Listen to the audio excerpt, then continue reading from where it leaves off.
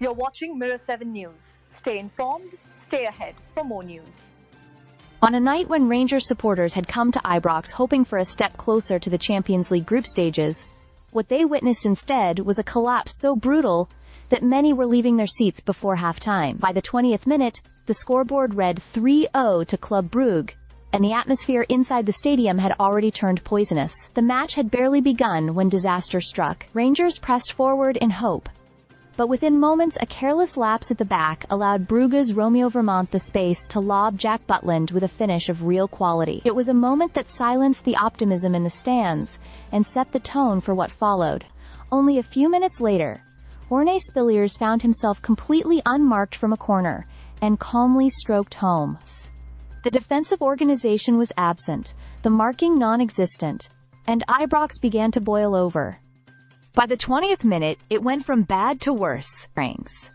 Rangers twice failed to clear their lines, and Brugge veteran Brandon Medjedovic, making his 500th appearance, punished them with a powerful strike. At 3-0 down, the game was already drifting beyond Rangers' reach, and the home crowd responded with boos, frustration, and in many cases, an early exit.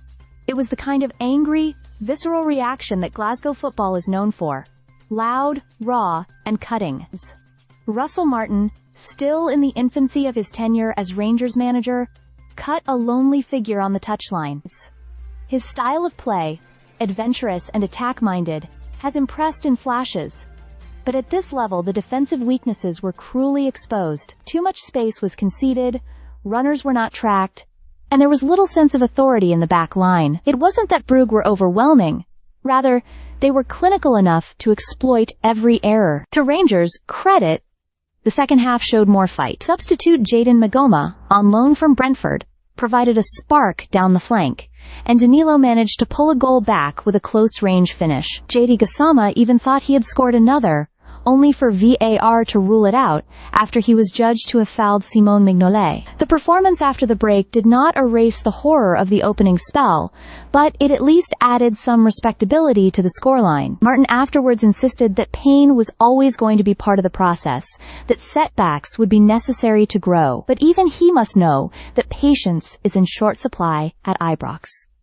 Rangers fans have seen their team humbled in Europe before, and rarely forgive managers who repeat the cycle. With crucial fixtures ahead, a tricky trip to St. Mirren, a return leg in Belgium, and then the small matter of Celtic, the pressure will only intensify. Brugge left Glasgow with a commanding lead, and every reason to believe the job is already done.